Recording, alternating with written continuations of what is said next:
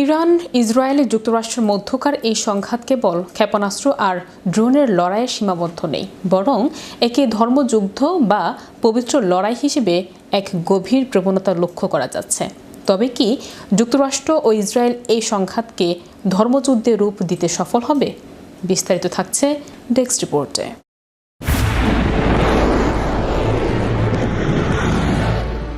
Iran Israel যুক্তরাষ্ট্রের মধ্যকার এই সংঘাত কেবল ক্ষেপণাস্ত্র আর ড্রোনের লড়াইয়ে সীমাবদ্ধ নেই, বরং একে ধর্মযুদ্ধ বা পবিত্র লড়াই হিসেবে এক গভীর প্রবণতা লক্ষ্য করা যাচ্ছে।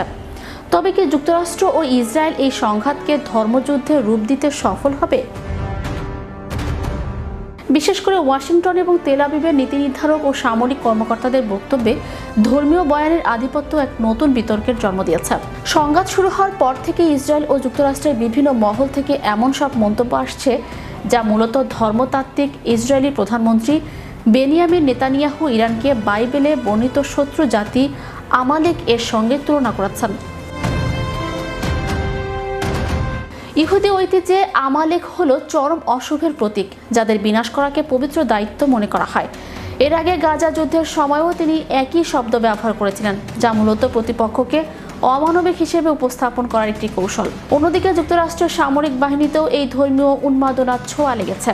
মিলিটারি রিলিজিয়াস ফ্রিডম ফাউন্ডেশনের তথ্য মতে কিছু মার্কিন কমান্ডার তাদের সৈন্যদের বলেছেন যে এই যুদ্ধ বাইবেলে বর্ণিত আর্মগেডন বা শেষ সময় যুদ্ধের অংশ। এমনকি ডোনাল্ড ট্রাম্পকে ঈশ্বর মনোনীত ব্যক্তি হিসেবে উপস্থাপন করে বলা হচ্ছে তিনি ইরানের উপর এই সংকেতের আগুন জ্বালানোর জন্য অভিষিক্ত। ধর্মীয় এই বয়ান কেবল যুদ্ধক্ষেত্রে সীমাবদ্ধ নয়, বরং কূটনীতির টেবিলেও স্পষ্ট। ইসরায়েলে নিযুক্ত মার্কিন রাষ্ট্রদূত দাবি করেছেন বাইবেল অনুযায়ী পুরো মধ্যপ্রাচ্য ইসরায়েলের প্রতিশ্রুতি ভূমি। মার্কিন পররাষ্ট্রমন্ত্রী ও প্রতিরক্ষা মন্ত্রী ইরানকে ধর্মীয় উন্মাদের শাসক হিসেবে অভিহিত করেছেন। বিশ্লেষকদের মতে এটি মূলত শিয়া মতবাদের শেষ জামানা সংক্রান্ত বিশ্বাসকে উপহাস করা এবং ইরানকে একটি যৌক্তিক রাষ্ট্রের বদলে উন্মাদ সত্তা হিসেবে প্রমাণের চেষ্টা। ইতিহাস সাক্ষী সংঘাতকে ধর্মীয় রূপ দেওয়া সবসময় ভয়াবহ পরিণতি ডেকে আনে। 11 থেকে 13 শতকের ক্রুসেড থেকে শুরু করে 2001 সালে জর্জ ডব্লিউ বুশের বিতর্কিত ক্রুসেড শব্দ ব্যবহার প্রতিটি ক্ষেত্রে এটি মুসলিম বিশ্বে গভীর ক্ষোভ সৃষ্টি করেছে। Council on American Islamic relations বর্তমান এই প্রবণতাকে চরম মুসলিম বিদ্বেষী এবং বিপজ্জনক বলে সতর্ক করেছে। যখন একটি যুদ্ধকে পবিত্র তকমা দেওয়া হয় তখন সেখানে আর কোনো ছাড় বা আপোষের সুযোগ থাকে না।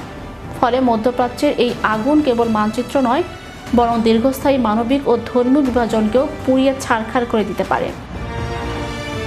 Channel Europe international desk.